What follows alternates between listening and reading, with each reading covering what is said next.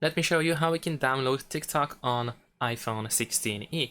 So if you don't know how to get TikTok on your phone, the first thing that you need to do is look for the App Store. You might be able to find it in the home screen.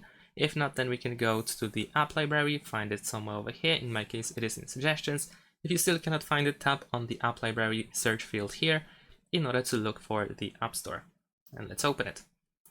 Now over here in the bottom right corner, go to search and you can tap on it twice in order to then open the keyboard, or tap on this search field at the top in order to be able to enter the name of the app, which is of course TikTok, and let's search for it. Find the app.